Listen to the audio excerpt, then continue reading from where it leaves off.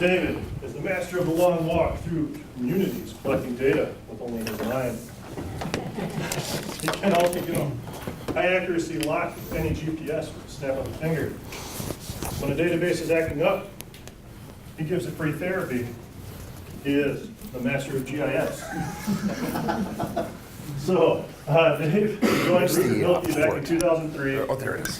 And has 16 years experience working with GIS as an analyst, programmer, and project manager. He is proficient with database design, an Esri server, a Microsoft SQL server, and Amazon Web Services. Dave is also an adjunct professor at UW-Milwaukee, currently teaching an introductory to GIS course to upperclassmen and graduate students. He's going to take us on a guided tour of planning and permit information and integrating that with GIS, other people's technology. Okay. Yep, that's there's two things that I love about presentations. First is the AV club, and the second one is the live demo. So we're going to do both of those here today. I had a very interesting topic. It was presented to me that some people were interested about applications with planning and code enforcement. Well, I got asked to do it. I really didn't have a lot to do, so I was like, well, let's make something up. Let's see what we can do to talk a little bit about planning. I do have a planning background. I got my master's degree in urban planning at UW-Milwaukee. That's why I'm teaching there right now at a totally part-time basis. So that's why it's also easy for me to sing and dance and fill up 20 minutes, no problem. But just to give you an idea of what I want to go through today is I want to talk a little bit about the planning process.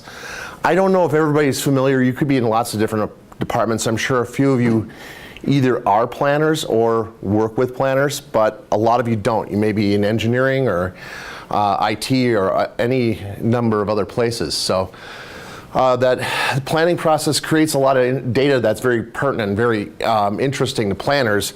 And this thing is forwarding my slides for me. And we'll go through some of the software and technical tools, and then I'll try to run through a demo here. So kind of give you an idea of the planning and process. There's lots of things that happen. Now, I'm sure many of you are homeowners and you get a building permit to do some electrical work or something. We're kind of down in that third tier, and even though I show this as flowing through, there's lots of, we can kind of jump in any place in this diagram where if it's a large development, it may start with a zoning application and a development review process, and there's a lot of information. Why is that doing that? So I have to keep an eye on that.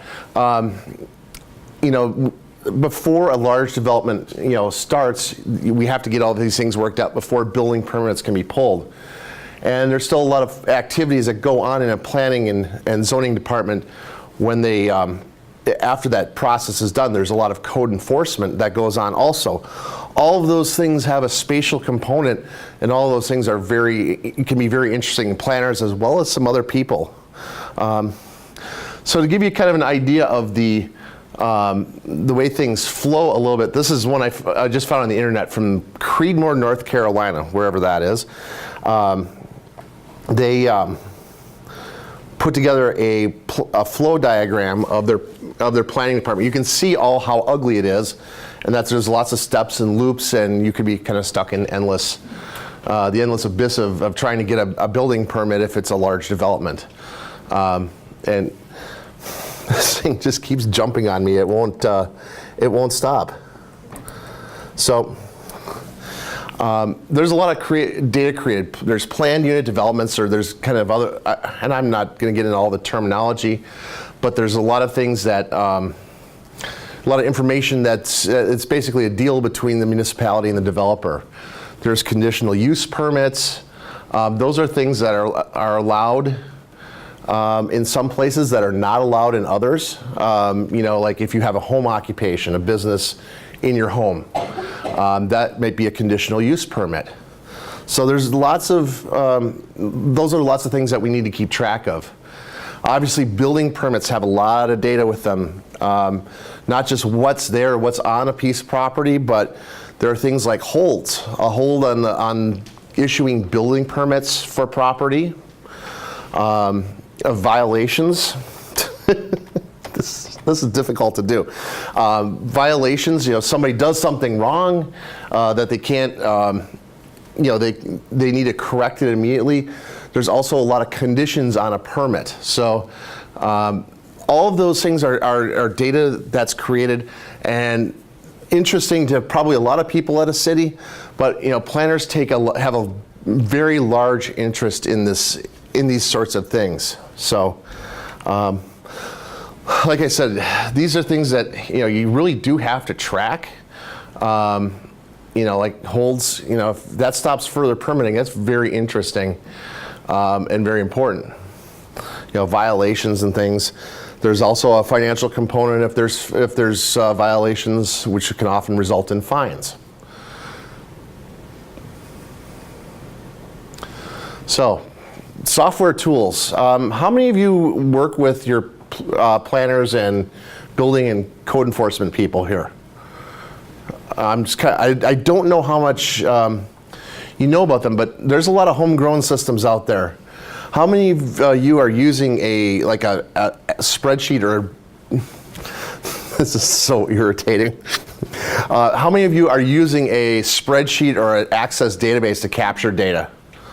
About a third to half of you. What about using a? That's the easy way to do it. I suppose you could use paper, but I think we're past that for the most part. There's a lot of specialized applications for planning and permitting.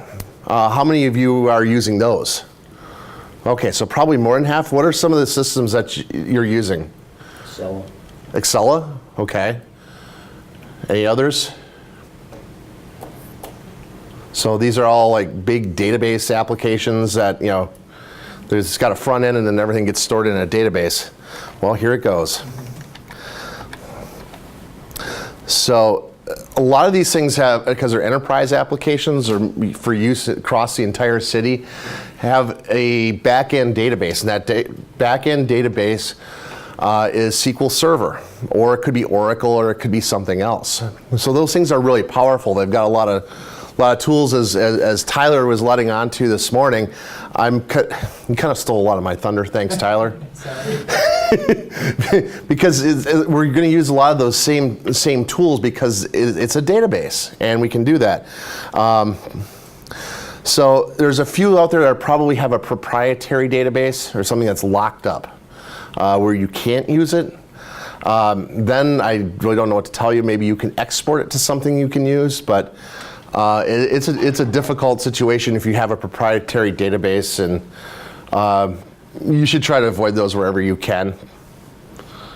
So, talked about spatial joins, and I meant spatial views. So it's really, what I'm doing here is exactly the same concept, except I'm doing it maybe a little bit differently. I love the spatial view because it brings a lot of power to just a regular old table.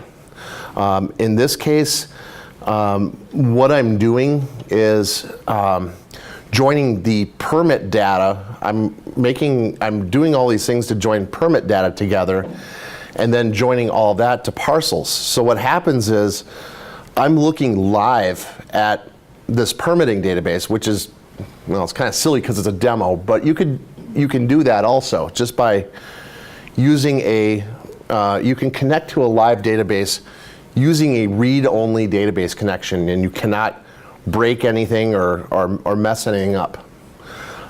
It's really powerful as long as your IT department understands what you're doing. They can help you through this if they're, well, they should be helping you through this. So what happens is when things change in your database, your permitting database, or in your parcel database, things update automatically. There's nothing that you need to do. It just runs, and then if something changes, it's really happening in real time. As soon as that data, say if you add a permit, that permit becomes available immediately. So that's a really cool thing about the spatial view, is that when data changes in one, it automatically shows up in your ArcMap MXD, it shows up in your database connections, it shows up on your server. So really cool. So I'm kind of showing here a few things, and I just took a few screenshots of these things, a few of the layers that I put together. One is for holds. So you can see I have my parcel data here on the left, and I've joined that to something, it's whatever the view is called active holds. A lot of these applications, come on, have customer views. There's some assessment databases that do this. There are others. This application, I'm not here to sell anything, so I'm not going to go into what application. But they have views built in for you to use that don't change. And they promise will keep running. They'll keep them up as versions change. So that's a good thing if you have that in your application. You can use that as a place to get your spatial view done. So here's another one. That was a very simple one. This one I had to build myself. This is for violations, where I had to take parcels and I had to make a join to addresses, to an address table. I didn't have any information. I didn't have any addresses in my parcel table. So I had to go to get the addresses and then go to the permits to find which ones were violations, and then bring back a status. So I had to do all those joins. I had to do join 4 tables here, and it's just kind of a puzzle. Once you get the first one done, and you can do this all graphically, it's not it's really not, once you learn how to do one, doing the second and the third isn't too bad, especially if you're doing it graphically. If you're being a SQL Server geek and typing it, well, hey, I'm not even there, and I've been doing this for like 15 years. So you can do that. A lot of times you have resources in your community, in your IT department, that can probably help you out with this, and you may not even have to do it. So you just have to explain what you want to see in the end. Here's another one that I built for basically just spitting out a complete listing of permits. And here we've got 5 tables that are joined together. So there's a lot of little nuances here. We're not going to get into those because we could go all day about those. But this is kind of pulling for every parcel. Show me all the permits that have ever been pulled on this tax key number. So I'm going to do a demo here. Is there any questions at this point? Or am I just off in a different planet? Yeah? Do the views have to reside in the same SQL database as you are creating your spatial view in? You can do, as long as the database servers are linked, you can do it pretty much anywhere. I always keep the spatial views in my spatial database, just to stay consistent. But you can go across databases. Is that what you're asking? Yeah, I'm just wondering if from one SQL database to the other, what is that formalization in making sure they're linked?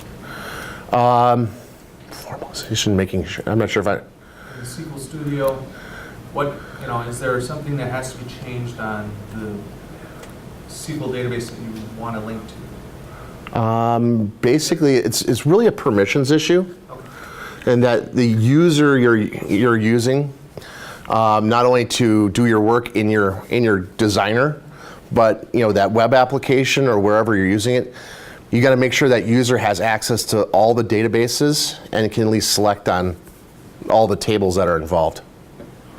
But other than that, I think it's pretty wide open. Yeah. Some of the spatial views that we've set up so far, there's a significant lack of responsiveness compared to the feature class by itself. And have you experienced that? I have not experienced, I would say it's probably a little slower. Now, I think I've had one of my clients had a problem with the responsiveness, and I think it's due to a geometry issue.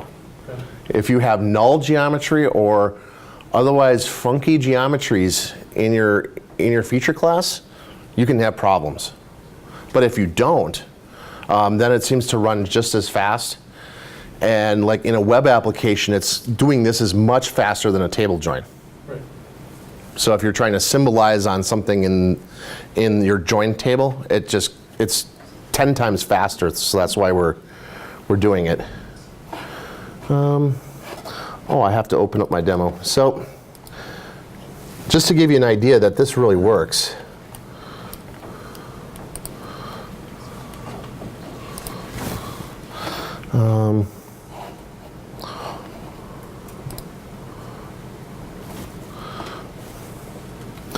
So this is something I just threw together. This is just a quick demo for everybody to show that, hey, this stuff I was showing screenshots of really does work. So this is a live demo, which means it probably won't work at all.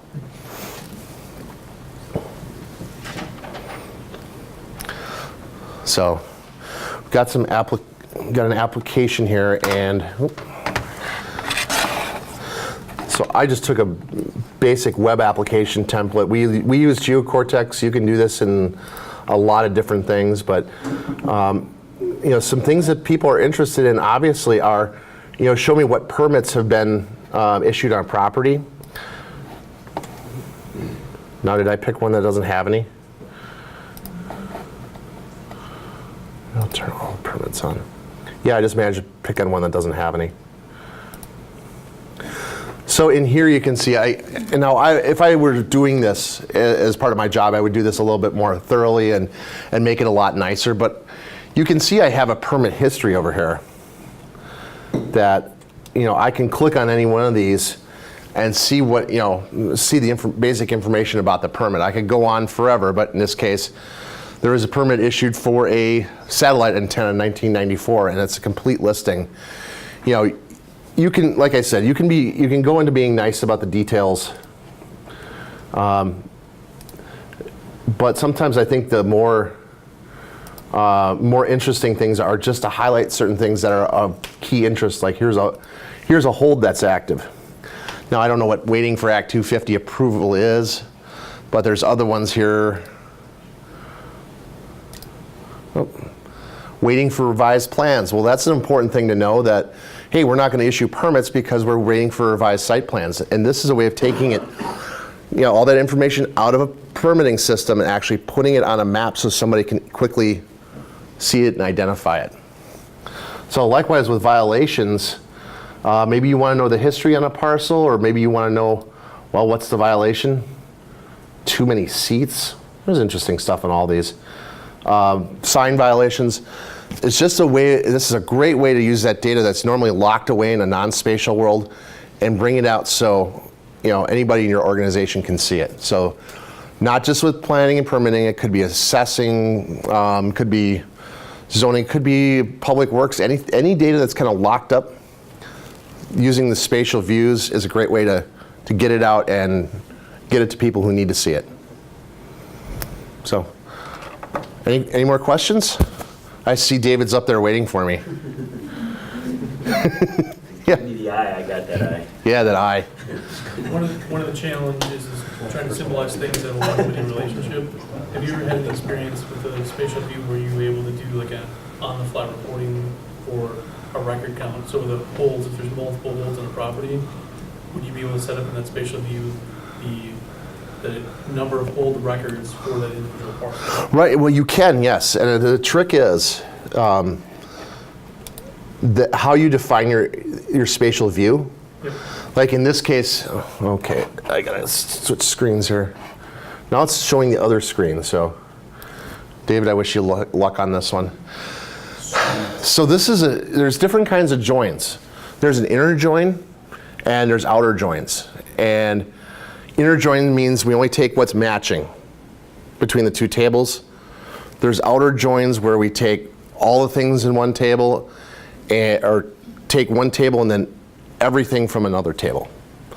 So if you set this up the right way, I don't know if I set this up the right way, but if I took a parcel join and say my permits, I said select all of my permits, make that the many.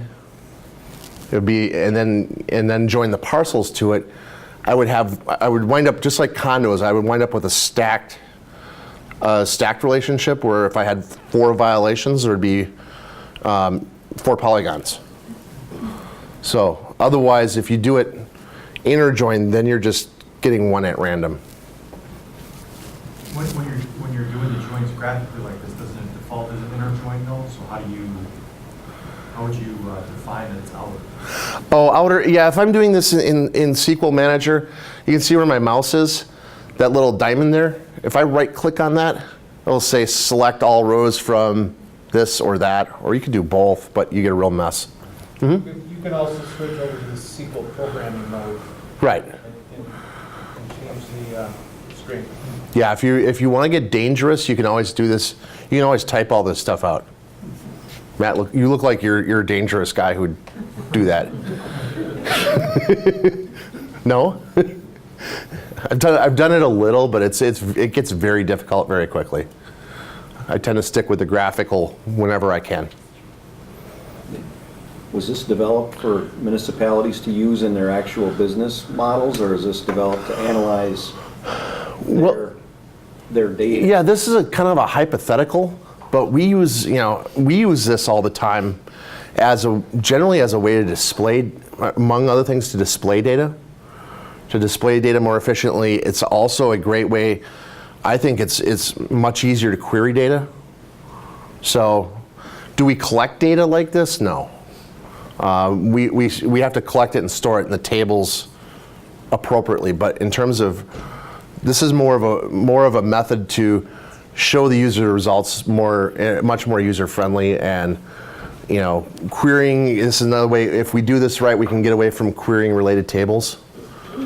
So that's why I like it. All right. Great. Thank you. Thank you.